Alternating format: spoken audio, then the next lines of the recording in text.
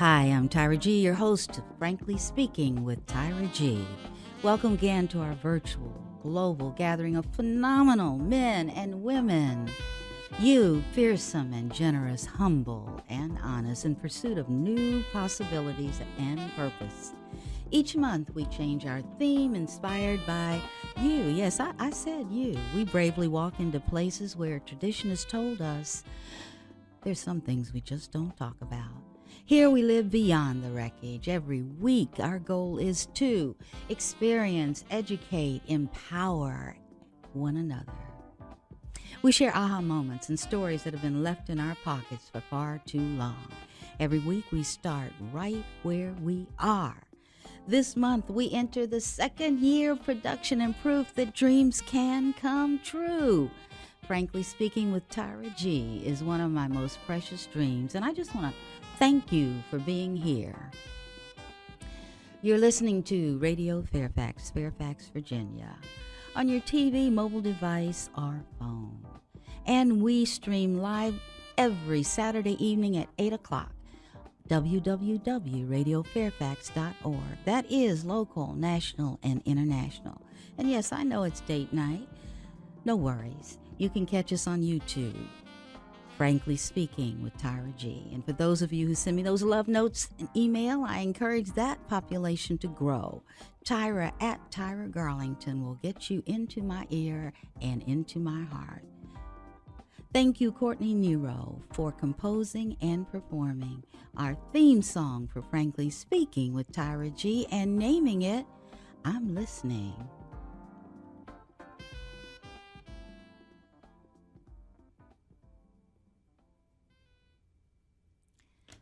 Our October theme is All Things Considered. I was sitting alone one night thinking, life is for each and every one of us a process. It's not an event. And along that journey, that process, so many things happen, the choices we make, the circumstances that we incur that seem like we have no power to control.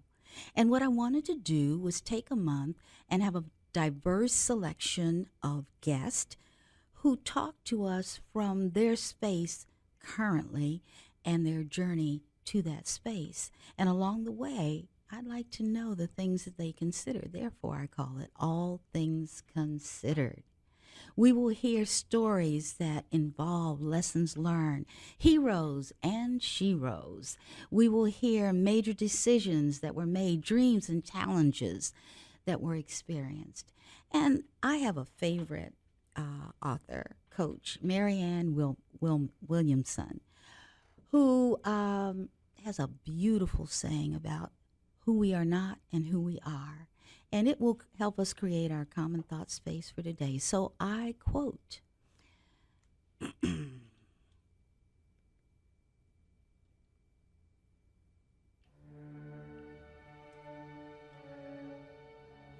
our deepest fear is not that we are inadequate. Our deepest fear is that we are powerful beyond measure. It is our light, not our darkness, that most frightens us. We ask ourselves, who am I to be brilliant, gorgeous, talented, fabulous? Actually, who are you not to be? You are a child of God. Your playing small does not serve the world. There is nothing enlightened about shrinking so that other people won't feel insecure around you. We are all meant to shine as children do. We were born to we are born to manifest the glory of God that is within us. It's not just in some of us, it's in everyone. And as we let our own light shine, we unconsciously give other people permission to do the same. As we are liberated from our own fear, our presence automatically liberates others. I want to say that again. As we are liberated from our own fear, our presence automatically liberates others. Additionally, love is what we are born with. Fear is what we learn. The spiritual journey is the unlearning of fear and the prejudices and the acceptance of love back in our hearts. Love is essential. It's a reality and our purpose on earth.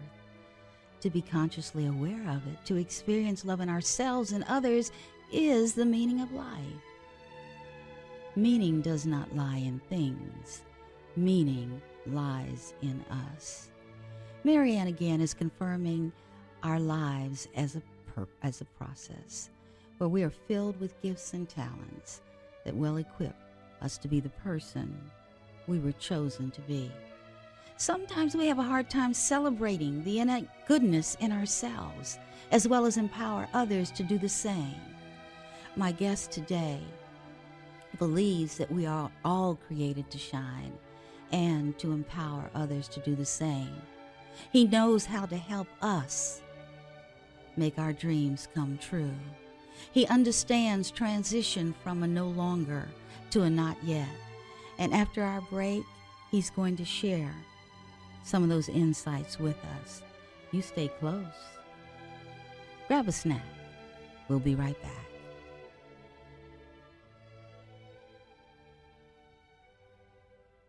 And we are back. At this time, I'd like to welcome to Frankly Speaking with Tyra G, Mr. Dennis Foutz. And he's not only going to introduce himself, he brought us a bonus. Dennis? Well, thank you very much, Tyra. Thank you for letting me onto your show today. It's my honor to be here, and thank you for letting me speak to your speakers, to your listeners today. And again, this is my wife to my right. Can't see, but you can hear me introduce her to my right. On my right side is Lindsay. Now, I heard right 3 times. Yep.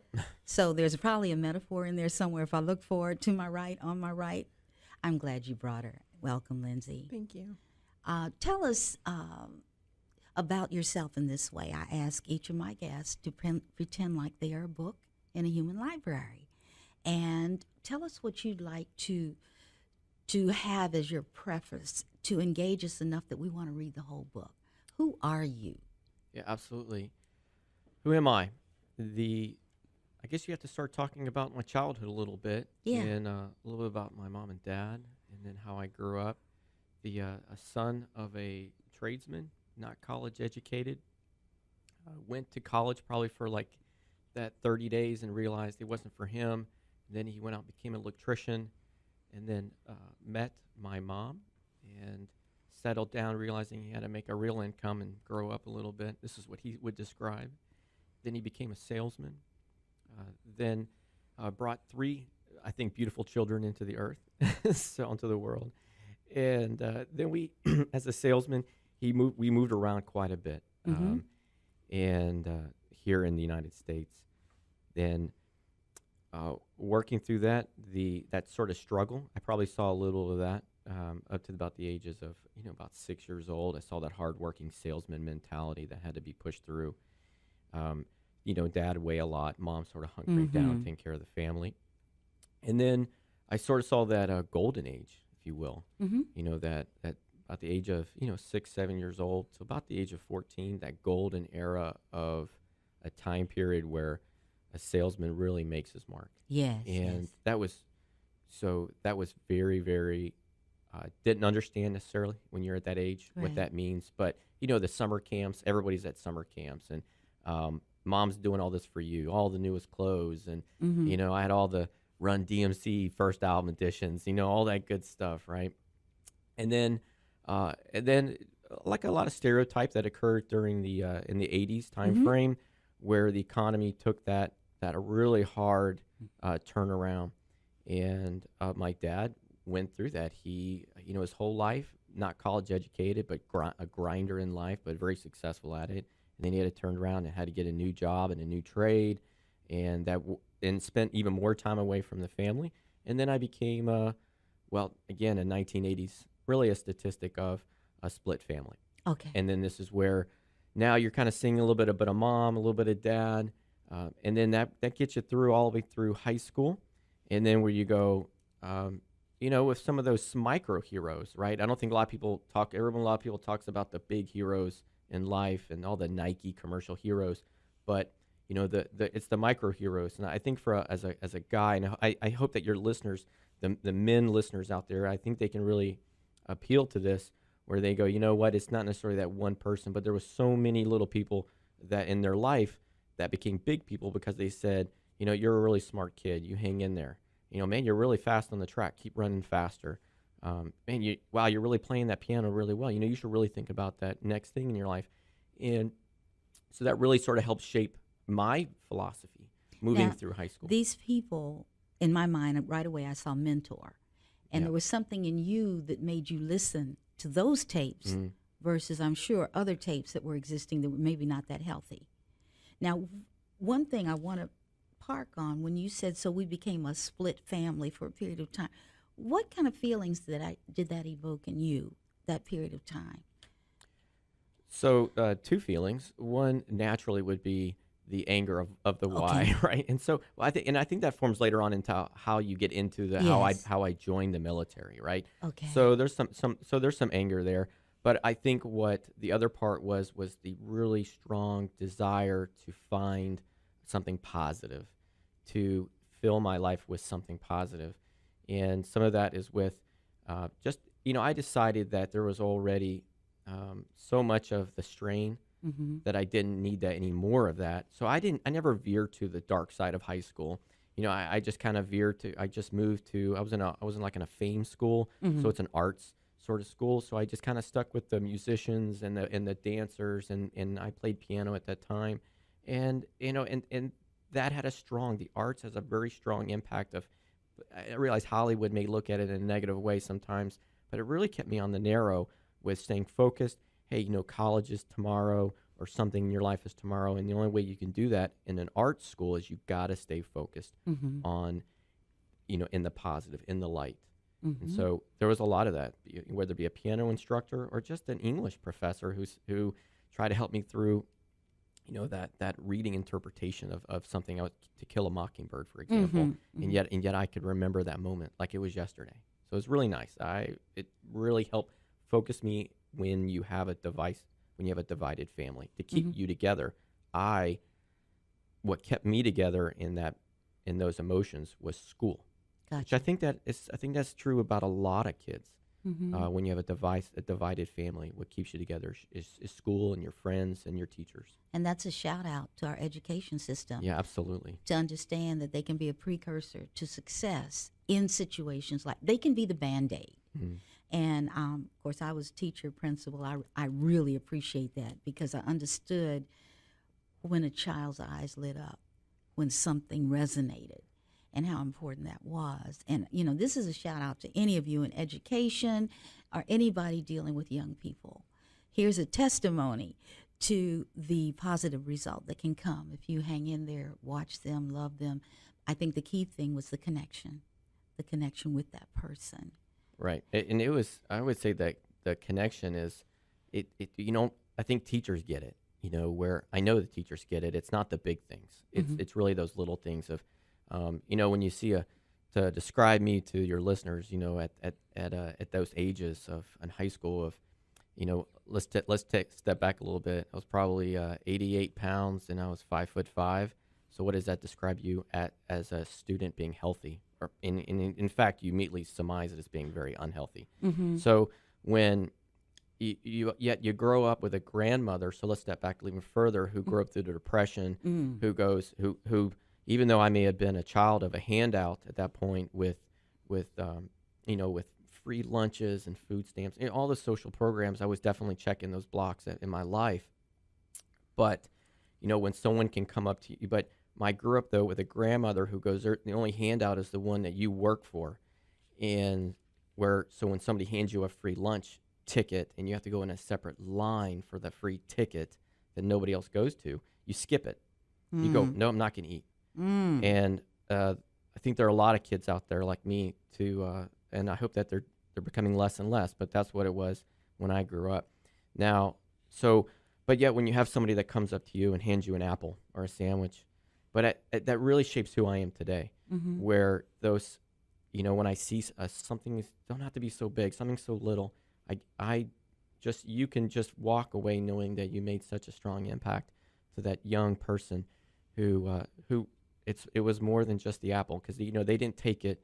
I mean, it was something that was gracious, and they're very grateful. People like me are very grateful in life for the people that are around me, and it really has to do with just that. I think what you're really talking about is inspiration. When someone inspires you, it's generally not an external thing. It's the connection that clicks and gives you that courage to go another moment, feeling good about you. And I see it as one of the elements of empowerment. So I'm going to give a shout out to all of those who deposited into your life, because I think you're one of my favorite guys. Well, you are the happiest person I know. So I appreciate that. So the fact that I haven't slept for days doesn't matter. You look great. For your listeners, no, you're beautiful. Thank you very much. So, okay, I'm loving the story. Now, it's high school transition. What are your choices? What do you do? So, oh man, I can tell you what, I see that transition almost like it was yesterday. I see some kids being accepted to Cornell. I think, in high school, and yet I kind of step back. I'm going to become a professor of music, right? So, to this day, I think maybe I still will. But I stood back there and I asked the question, how? And that's the part that, and my son is 18. He's transitioning out of high school. It's his senior year. And he's asking himself this question too. What do I want to do? And how do I do it? So for me, the how was a little bit more complicated because when your mom and dad are apart and they're separated and it's not peaceful in that regard, you have to it's different. So when you're looking for financial aid and you're working for grants, a lot of that stuff just requires very humble parents to work together and provide the information so you can move forward. But this is to say also I didn't have, when I talk about, and you talk about mentors, I didn't have college mentors. So, I see people, when people I see going to Cornell, their moms and dads were doctors or lawyers or inspiring marketers of the big world. And I see in the D.C. area as well, there's a lot of huge success like that. And I don't think people really understand how the people in the DMV area look outside this area. Seeing so much success, there's so many people here with a master's degree, they consume the area. But when I'm in high school, I didn't see that. So I saw but I applied like every kid did. I applied for like 3 or 4 or 5 state colleges, was willing to take the community college. And but at the end of the day, I wonder if this resonates with any of your listeners, but I didn't know how to pay for it. I got you. It does. The FAFSA form, we hear about the stay with millennial kids, but we also hear about all those people now in their 40s and 50s and heck, even in their 60s. And guess what? They still owe on their college loans. Yes. And I saw that at 18 and I knew that a 30-year, my first loan, my first home was actually going to be a college loan for $500,000, $600,000. These numbers are just unreal to someone like me living with a single mom, working 3 jobs. So that was something I couldn't wrap my heads around. And I wonder if your listeners can't wrap their heads around that either, where how do I do that? The tuition even today is something that it's different. It's very high, and then you're looking at results. So what I did was I weighed that out, and, just when I thought that the lights were going to be too dark for me to venture outside high school, and they really were, I was looking at a Juilliard pickup for music, and at the same time I was looking at the University of South Florida, as it was also a free ride. It became unattainable due to some things that are occurring in my family that they have to get along with, my mom and dad. And just as I thought all hopes were over with, I was going to be working at 3 jobs, a lot like my mom, like a lot of people, right? Where you become a grinder in life. That in high school, the young man came up to me in a uniform, in a Navy uniform, and said, I've got this, I don't know if you know about this, but we serve 3 meals a day. And we pay you too.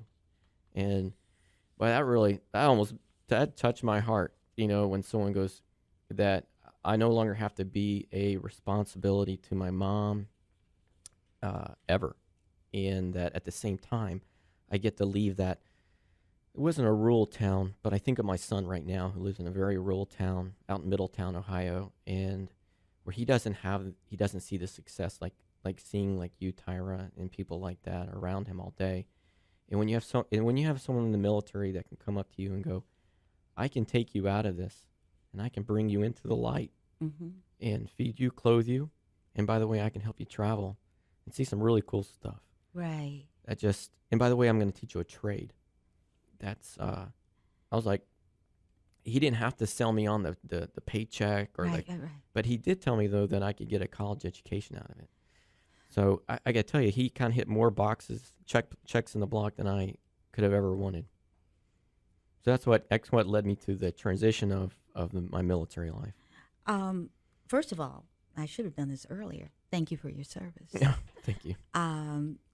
What I'm hearing you say, in summary of your journey, is it seemed pretty much like everybody else's for a period of time. Then there were some key incidences that changed family structure as well as your expectations. But what I also heard you say, you kept hoping. You kept hoping. You kept seeing yourself.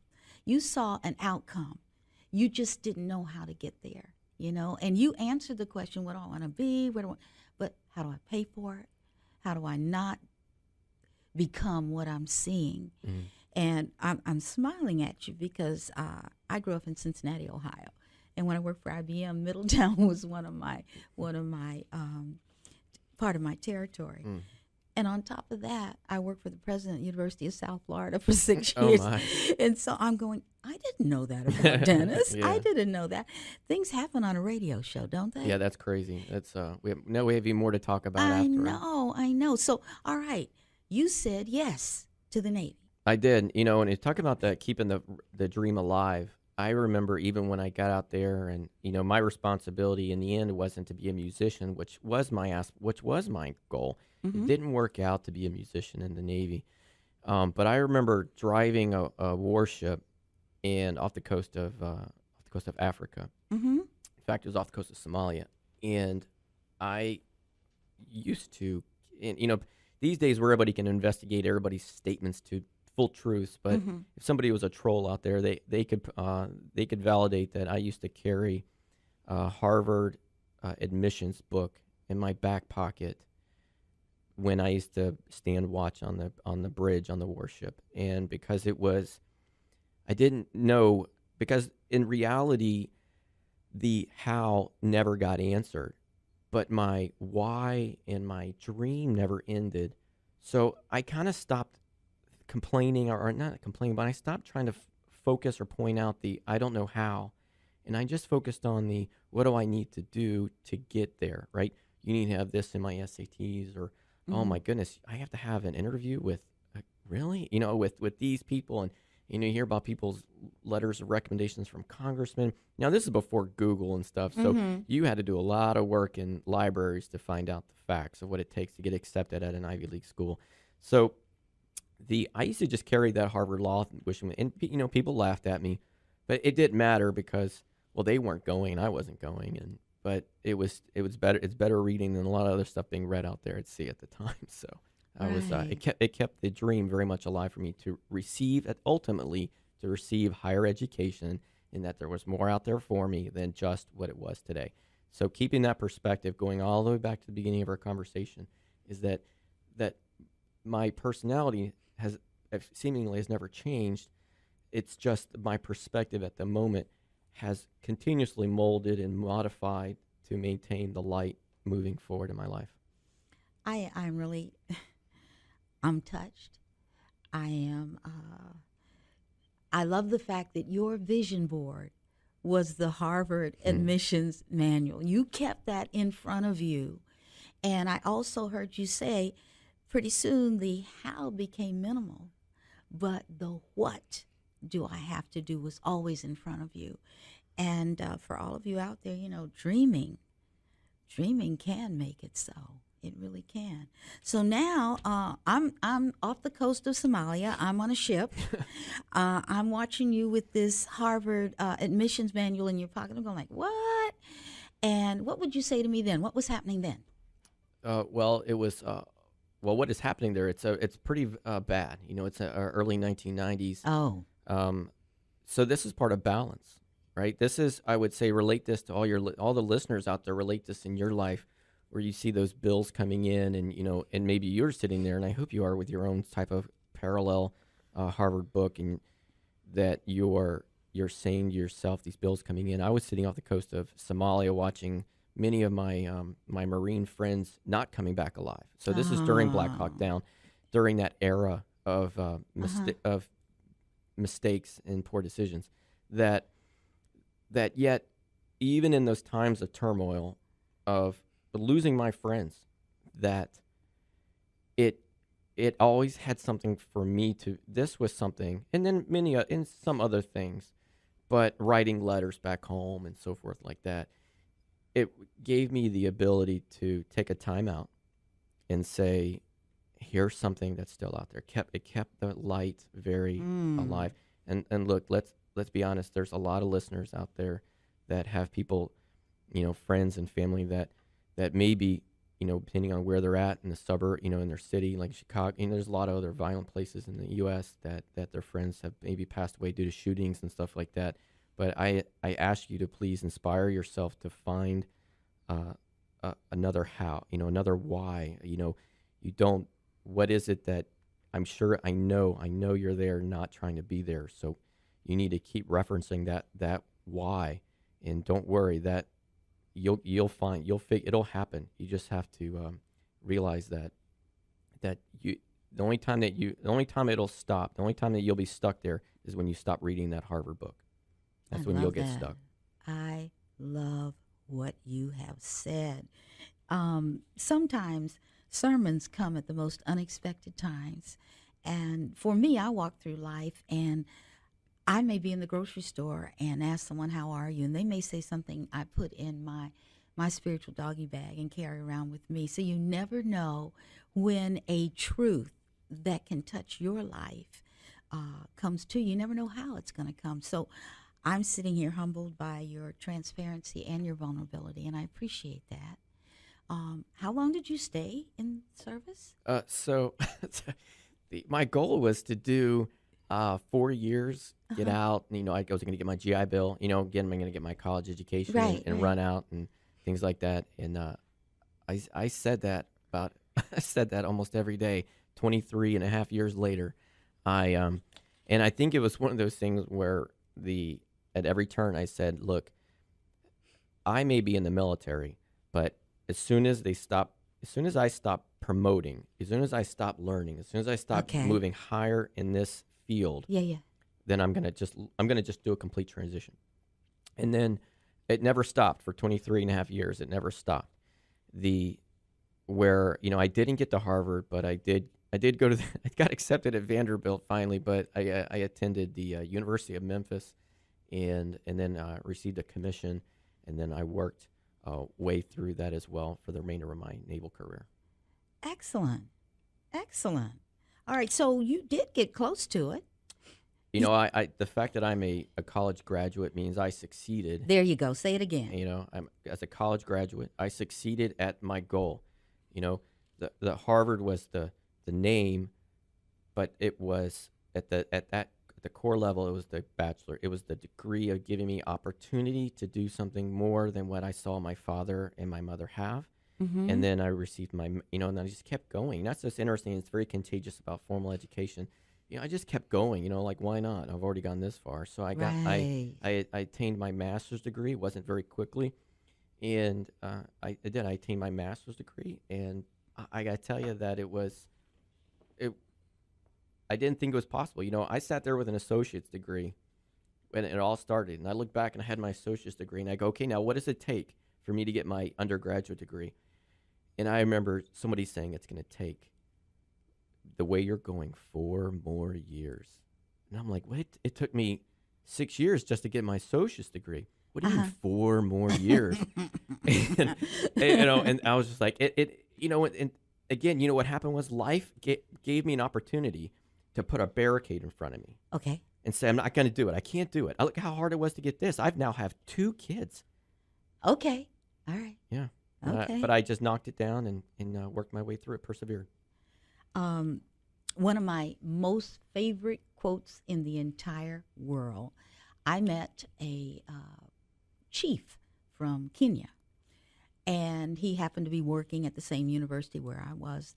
And he said to me once, impossible is merely a word to describe the degree of difficulty. So if we take impossible as an all-consuming wall in front of us and understand it, take the power back. It's only a word.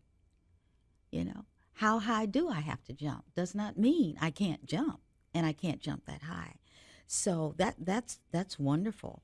And 23 and a half years of promotion, determination, additional education, family, children, boom. What made you leave? I would say it was for me, wow. Okay. So it definitely was the self-awareness that after all these years, and so as for your listeners, it was 18, right? I was like 3-4 days after I graduated high school, I joined the military. Okay. That I realized, and I speak a little bit to my younger self to say, that for those years, you worked way too hard. While looking for success, in a lot of ways, I lost my passion for why I was working so hard for success. Success and passion don't always line up.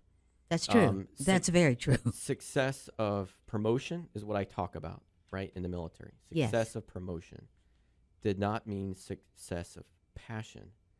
And this isn't to say I wasn't happy or I didn't achieve many great things, and I think I did. But when you have an opportunity, a lot of times it happens in the military. I think it does in outside as well.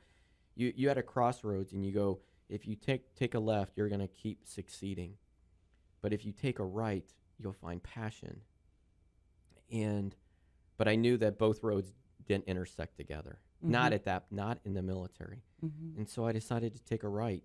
I worked for all those years, and I didn't take any leave.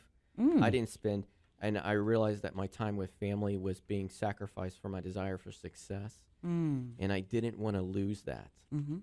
And so I chose passion, and I chose family, and that's what turned me the other So that direction. was the transition. That was the transition of saying, hey, buddy, let's humble yourself a little bit. Stop being so selfish, and realize like you have just great opportunity to love your family, to love your kids so much more. So let's do this.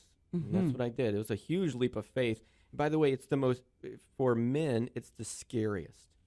It is so scary for men, and it's not talked about a lot because oftentimes people make so many parallels with passion and success for men is the same. Like, success means you're passionate. The Elon Musk and all these guys. Mm-hmm. Oh, they're successful. They have passion. I don't know. You should probably ask him.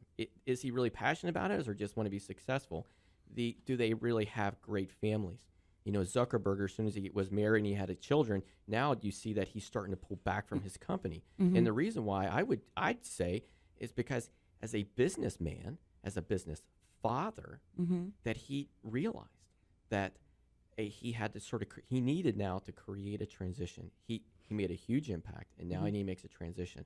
Now, my pockets aren't as deep as his, but that thought, I'm quite confident as men in business that whether we're talking about Zuckerberg or we're talking about myself or your listeners, we have to sit there and we sit alone, and as men, we think about that a lot. And then we find a point that we can say, let's do it. And we do it only because we have strong wives at home who are there to support us. And that's why I'm really glad my wife's here today to hear that. Amen. Wow. So many things going through my head. First of all, passion, success. I just finished reading a book about 3 months ago when it talked about the power of a habit. And I worked for IBM, and I consulted at executive level CEO as a consultant, not selling equipment. And so I would sit at the end of a week or whatever, I traveled to the customer and talk to the CEO. And we had a relationship. I could be there 6 weeks, 6 months, a year and a half, whatever. And after a while, their why became evident to me. And sometimes their struggle between success, peace, spirit, and love. Yeah. And I think much of what was going on with them were the external drivers and not the internal. So I commend anyone. The thing is, we all have to know at any given moment that we're okay. Doing whatever we're doing the best we can do at that moment. But that moment is just that. Life is a process. We have seasons, seasons of questioning. There are seasons when you just sit and rest. You know, it's just too much. Sometimes I have those over a weekend and I unplug and I'm rejuvenated. Now that there are so many more women in the workforce at levels where they are responsible for outcomes, are being challenged with that. All of them can't afford a nanny. So what do? How do you reform the family structure so you can get it done? So what does your life look like now since you've made that change? And I want you to kind of segue into how you got to addressing veterans who may be in a choice mode, who may be in a transition mode, because I was very pleased when I watched the videos, training videos, I guess, the questions you asked them, which were not dead-end questions. They were open-ended, and they allowed their personalities to come out. How did you get there? Well, where I'm at today is I just returned from a week at Turks and Caicos. And, that was a tough life, right now, and so at least that's what my friends tell me. And then I think that's also comes back You to need to tell the audience where you are, really, what that is. what Turks and Caicos. Yes. Turks and Caicos, an island out of the Caribbean. Yes. For about a week, as I was doing research on destination weddings for so I currently own and operate a travel agency right out of here, out of the Northern Virginia area. And one of the things that we do very well is that we do destination weddings. This is important, and what separates us what separates us keenly from so many others is the fact that we go to the destination. We are there. We're walking. I see all the fabrics. I see all the colors. I see next year's colors, which wow. Even though it's blue this year, the future is blue, but believe it or not, the brides are picking the most. It's just a floral green with gold, and it just lays out, and it works so well on the beach because you already have that turquoise blue ocean in the background. Wow. That off-white sand, and then imagine gold, this gold chairs with the green Caribbean highlights that are just decorating everything else. And so when you mix these colors up and you touch the fabrics, which is what we do, which is what I do when I'm out there, then it makes sense. And that's what I need to bring to my clients, to my destination brides, because that's what they need to hear. Well, I have to put a comma there. I'm sitting there listening to the description, and I'm like, I'm signing up. Oh, wait a minute. I don't have anybody to marry, but I want to go. And so right away, you have exposed why you're successful. You have just made the image come alive of what someone with a destination wedding can expect. Oh, by the way, the colors, Okay, I'm through. That was your commercial. I'm done. We'll come back to this. So that's why you were there. Now, I picked up a tagline, "Come cruise with me," related to something you do. Yeah, absolutely, we do. As a true cruise planners, this is exactly our bread and butter, is taking people around the world to see exotic locations and getting you out of your comfort zone to experience what wonderful inclusiveness is. Can we do some role play? Let's do it. Okay. For our listeners, I was thinking, how can I show you in words what it might be like to sit with Dennis and say, I have a dream, I have a bucket list, I've never been to this place or that place, help me. So we decided that I would be that person, and he is going to facilitate my dream, my cruise dream. Are you ready, sir? Yeah, I'm absolutely ready, and if my wife wants to jump in, because I take her just about everywhere on cruises, so if anything, I think as as a woman, she has a very. I've learned. My wife has given me. She has a very different perspective on Really? what It took you that long on to figure that one out? That's why I invited her. So, Okay, Lindsay, I so just let you her and me. chime in. Just let her chime in, Great. but I'll lead the role. I'll lead the discussion. Okay. Okay. So, ring, ring, ring. So, this Dennis Foutz, Cruise Planners, American Express Traveler. How may I help you? Dennis, I have been saving for such a while because I've watched all the travel shows on TV. I've saved my little nest egg, and I want to take a cruise. I don't know how to manage the money, don't know how much it'll cost, but I think I'd like to cruise the Mediterranean. Well, first of all, I'm just really what I'm hearing you saying, Tyra, is that you are ready to explore Europe, and Yes. I would tell you that's wonderful. What the Mediterranean provides. If I'm not sure how much research you've done, but the Mediterranean brings you this warmth of the seas coming Yes. up north Yes. through Africa. Yes, right? yes, yes. That's So what you I have want. this beautiful warmth, but you have a culture that brings from the north of Europe. So so whether you want to be in Italy and see, maybe even go up to Rome, or maybe you want to go to the Greek Isles and go to Mykonos, or a small little island like in Palma. I know that there's something that we can make sure that you can get to, and I hear that you're saving, which means that you're serious to you. Oh, yes. So I want you to know that I'm serious to you. So let's make this happen. I love art. I love different cultures. Most of my traveling has been education related. I stayed with a Mexican family in Mexico for an entire summer. I went there not speaking a word of Spanish, and the 5 and 7-year-old who lived there taught me. They spoke no English, but it was an intercultural communication at the Inter-American University. And I came home, and it took me a while to kind of debrief and figure out what had happened to me. And what I learned is I want a chance to discover whatever the port of call is.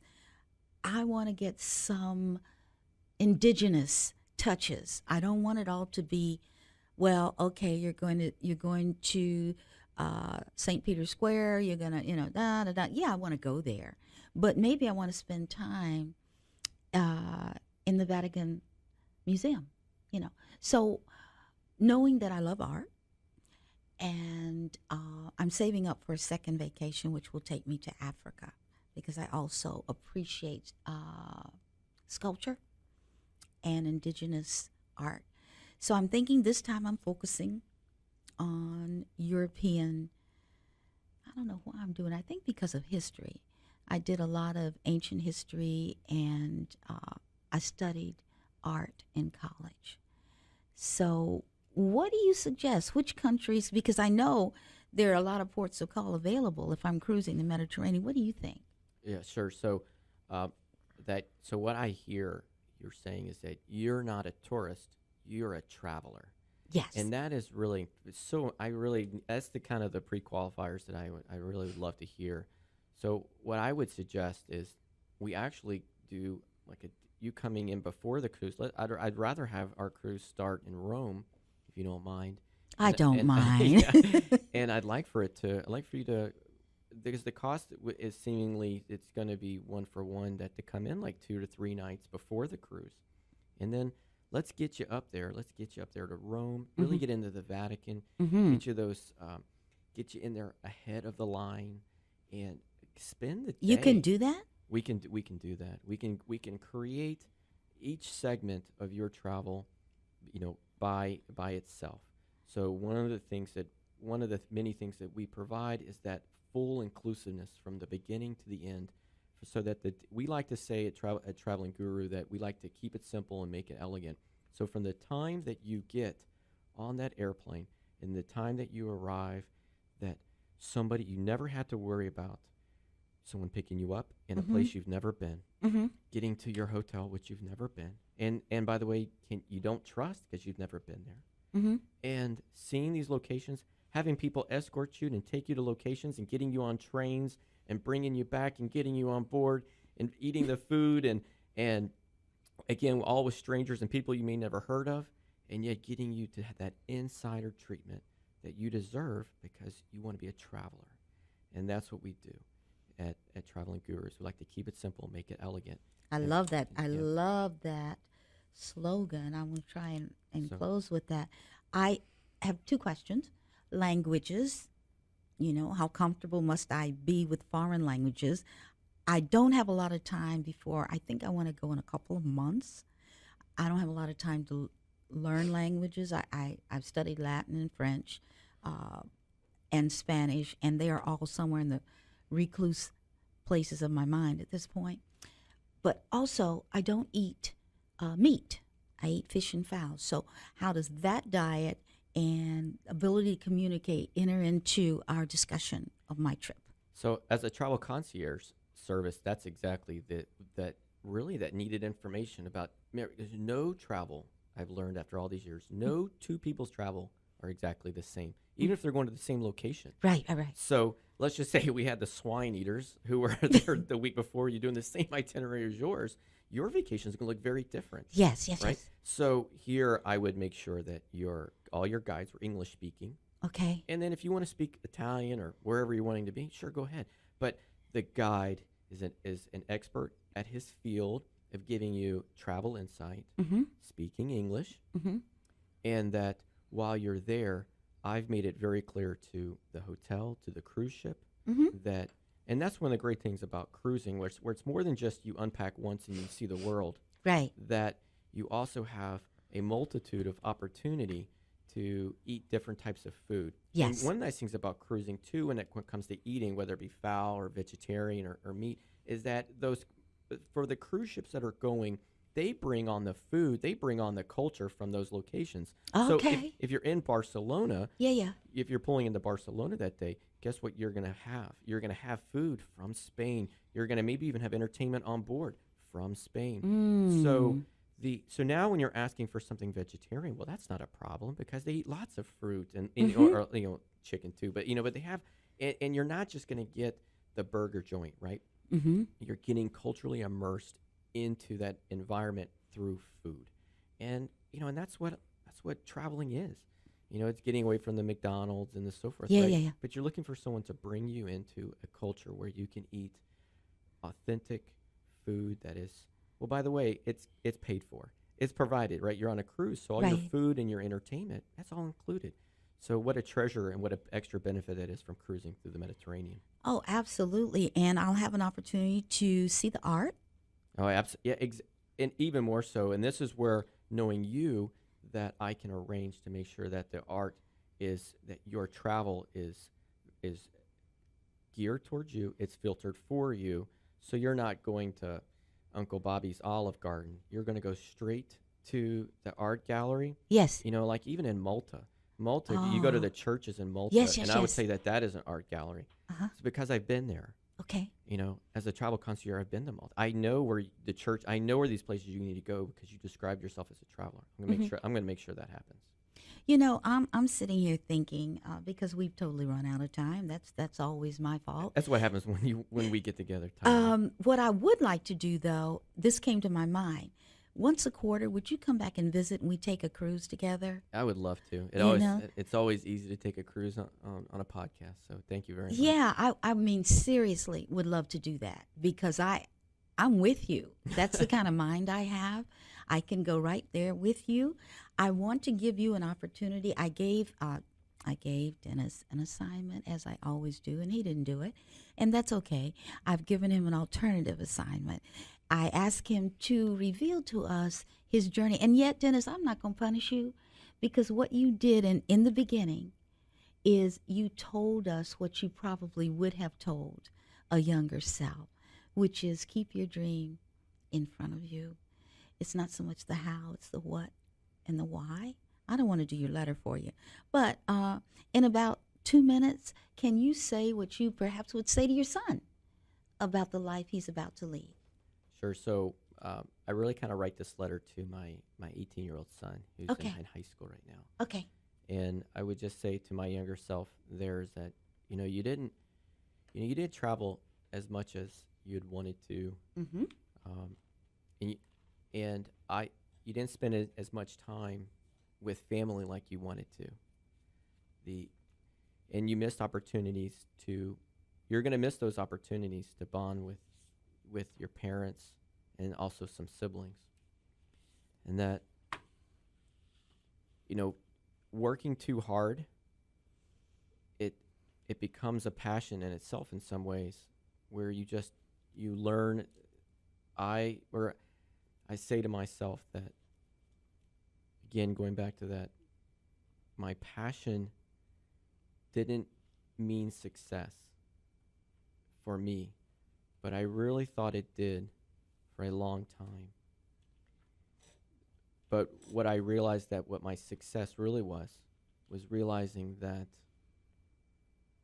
when you live in a galaxies and the worlds and the universes where even to this day with billions of dollars of technology, we still have not found intelligent life on any other planet. That when you have the ability and you're blessed with the miracle of being a foster parent, in my case, having children, that you are special, you are unique, you are wonderful, and that when the world seems so hard on you, that it's just a perspective. And when it gets hard and you lose that perspective, take out your Harvard book and just look at it again and just realize, like, everybody has to someone's going to Harvard, and it can be you. You just have to keep that dream very much alive in yourself. Thank you. You have been listening to the wisdom of Mr. Dennis Foutz, who is a travel guru, who was kind enough to bring his wife, Lindsay, with him today. You have been listening to Radio Fairfax, and I want to just add something. And, you know, there are days when we go, I'm just tired of being tired, or I don't want to do that. Flip the script and remember, there is nothing in your life that you are missing. There is no need to frantically become more, be more, do more, get more. You are whole and complete, and were gifted with every talent and insight you needed to thrive in this world the moment you were born. I want you to know that you're worthy. You are not alone. You and your circumstances are two separate entities. You've been listening to Frankly Speaking with Tyra G. I want you to know I'm here for you. I care about you, and I'm listening.